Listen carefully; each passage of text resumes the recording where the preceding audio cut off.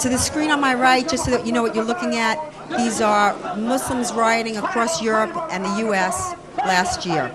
You never saw these images in the media. You only found them on blogs like mine, Atlas Shrugs, and Jihad Watch. We're going to shut it off now, but I wanted you to get a flavor of what you're not getting in the news. Welcome. Welcome to the first event of the Freedom Defense Initiative, one of many, I hope, I pray. My name is Pamela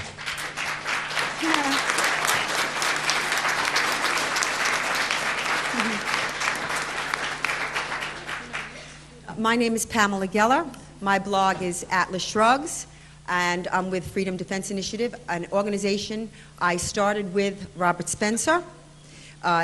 It was to be on the offense against political, cultural, sociological, academic actions taken to dismantle our freedoms and to subvert the Constitution.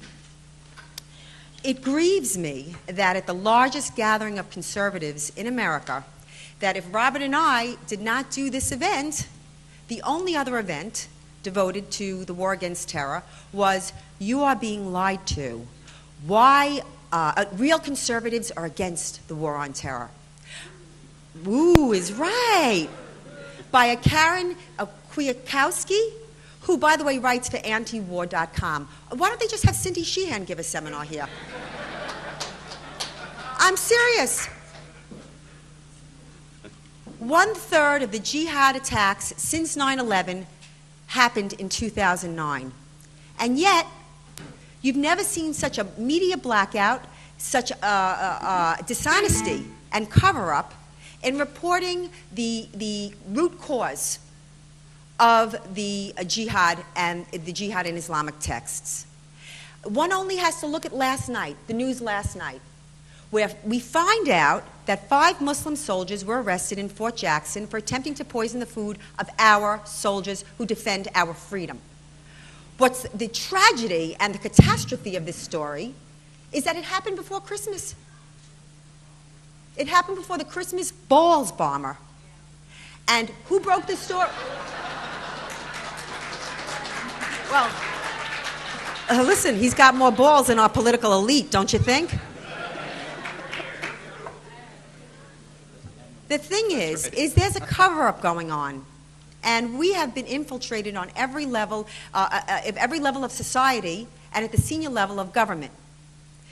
The problem is that truth is the new hate speech, and we are living in so tawdry an age that just telling the truth makes you a hero, and yet there are so few heroes. So Robert and I assembled today the leading voices of truth, so you can get it unfettered, unfiltered, from the reliable witnesses. We have Wafa Sultan, who is a former Muslim,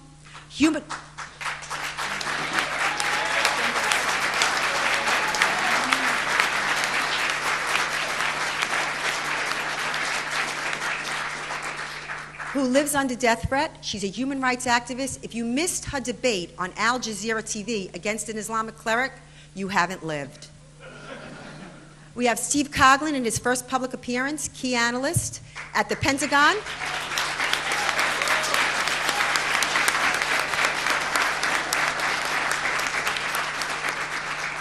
Who was fired, under pressure by Islamic infiltrators.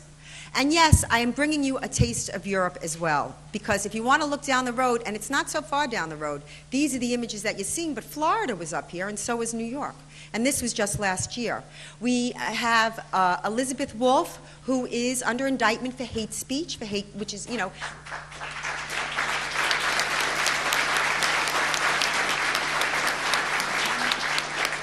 Our friend, Geert Wilders, is suffering the same fate.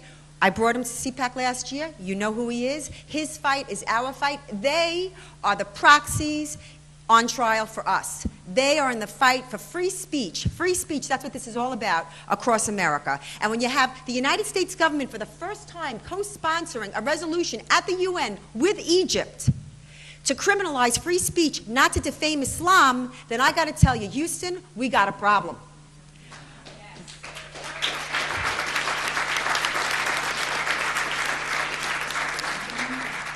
Anders Gravers, the Danish leader of the Stop the Islamization of Europe movement, is with us, and he will tell you about the terrible trials that are going on in Europe.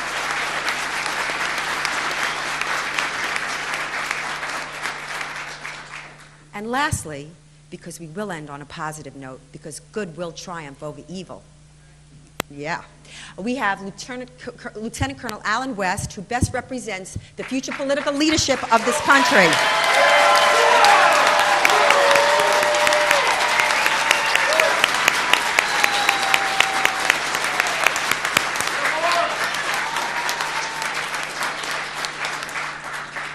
And now we will begin the program with Wafa Sultan.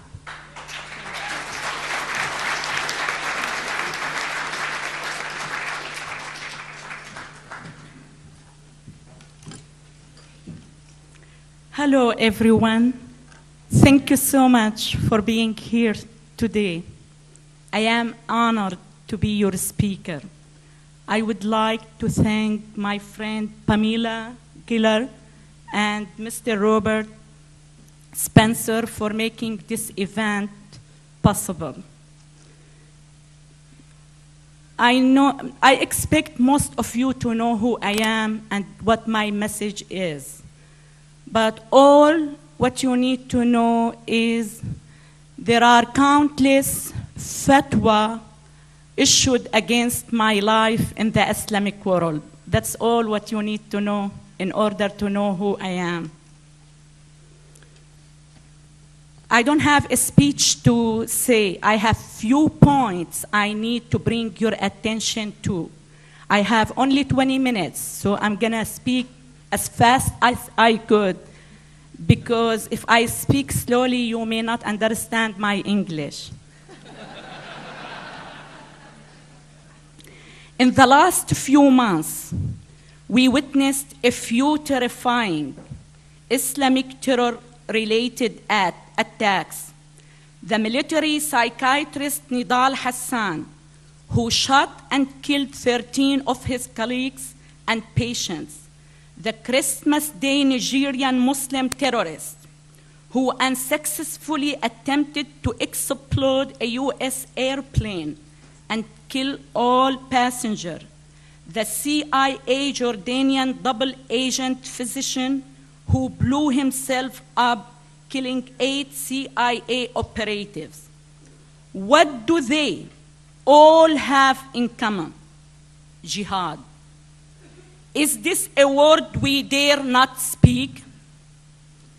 Regrettably, at this point, with the soft and cautious approach our current government adopts in the war against Islamic terrorism, it seems that Obama's administration is not yet prepared, and neither was the former President Bush, to reach the conclusion that Islam is not merely a religion, but an aggressive and dangerous political ideology which aspires to world domination.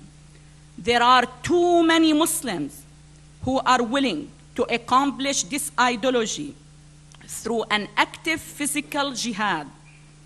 But there are even more who are eager to carry out a subtle yet fatal multiple methods in granting Islam a special standing in our society, slowly creeping Islamic Sharia into our liberal democratic system and ultimately Islamizing America, as happens in Europe.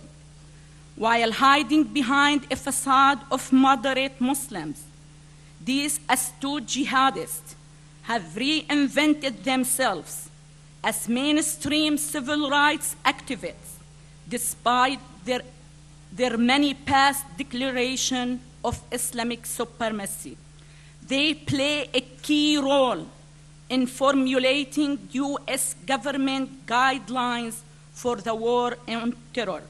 They deflect any responsibility for Islam's belligerent actions since Islam's inception to the present day.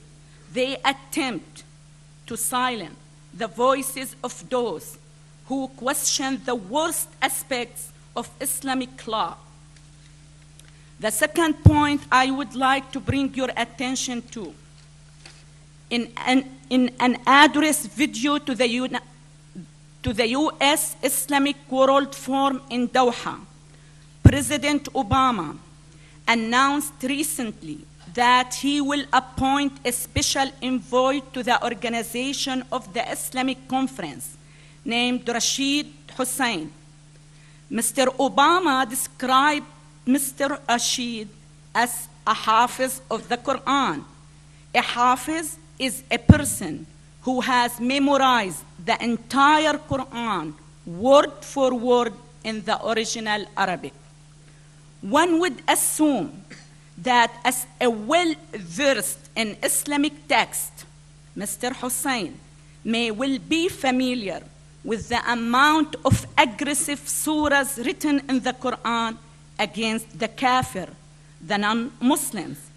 Additionally, according to Atlas Shrug website, Mr. Hussain has been closely associated with the Muslim Brotherhood and had been speaking for their conferences for various times. So, the expected question ought to be raised. Doesn't President Obama recognize that Mr. Hussain's deep knowledge of Islam, on one hand, his profound devotion to Islam on the other hand, and his association with a dubious organization such as the Muslim Brotherhood may be a source of concern for the United States? Is it fair to ask if Mr. Hussain's loyalty lies first with the interest of the United States or with his devotion to Islam?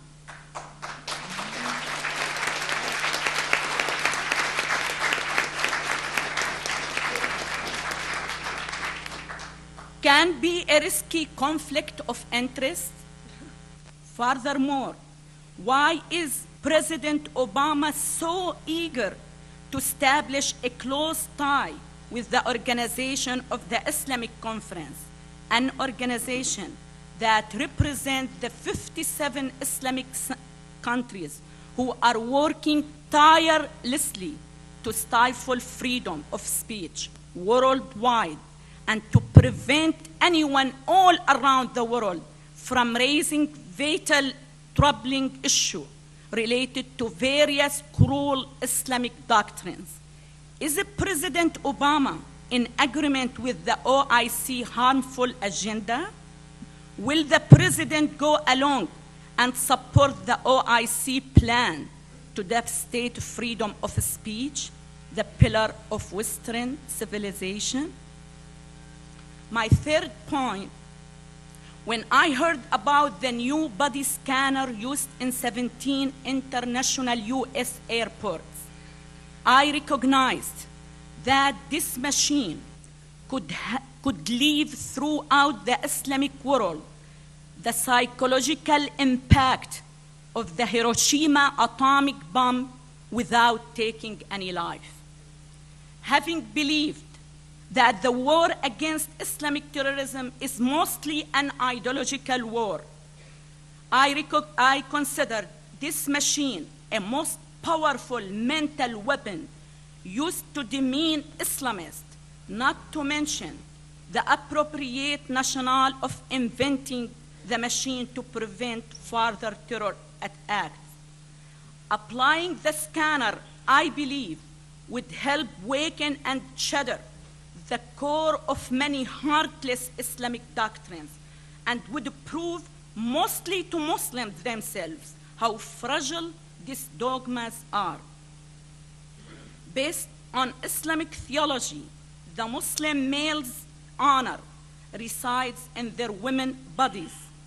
Therefore, for Muslim women to be scanned by the kafir, it is an enormous challenge that while Muslims themselves have been causing terror acts at the first place, they have never faced this humiliating trial before. However, My dream was short-lived.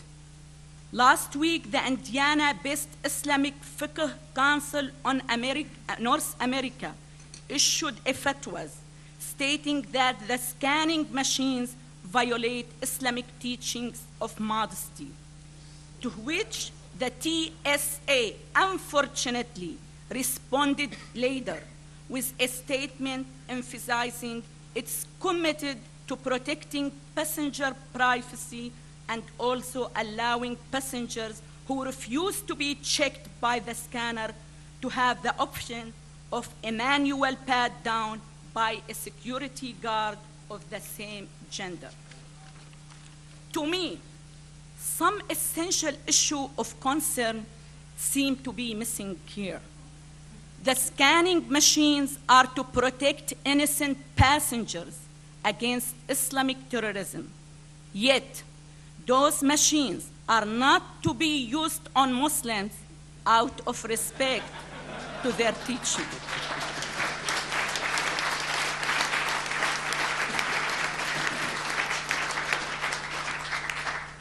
Yet, those machines are not to be used on Muslims out of respect to their teaching. The very same teachings that had driven 19 terrorists to destroy the Trade Center and kill 3,000 individuals, not to mention other horrifying terror acts. Nothing could be more outrageous.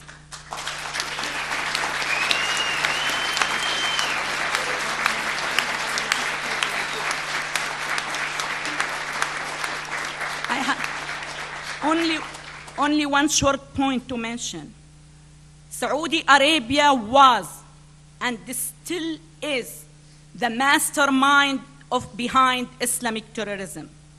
The Saudi king has the power financially, politically, and religiously to change Islam overnight. But he needs to feel the pressure to do that. As long as the West needs his oil, I don't expect the West to do or to put enough pressure on him. I will leave you with a story so you can never underestimate the power of King Abdullah. Few years ago, King Abdullah invited the top clerics in his kingdom to his palace and asked him to issue a fatwa permitting people to use satellites. After a short consideration, they came up with a decision. No, sorry, we can't do that because our Prophet Muhammad never used satellites.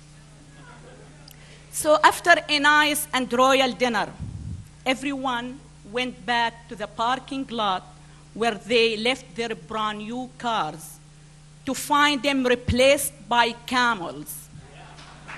The king's guards told the clerks, sorry, you have to ride camels from now on because our Prophet Muhammad never used cars. So if you put enough pressure, I don't know what kind of pressure, on King Abdullah, Islam will be changed overnight. Ladies and gentlemen, September 11 was a tragic moment in the history of our nation.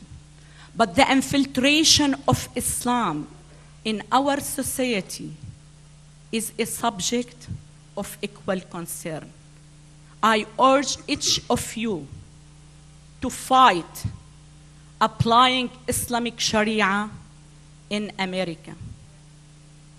The great Thomas Paine, one of the founding fathers of the United States of America, once stated, if there must be trouble, let it be in my day so that my child can live in peace. Islam is here. Let's deal with the evil of Islam now, right now, so our future generation can live in peace. Thank you so much. God bless you. God bless America. Thank you. Thank you so much.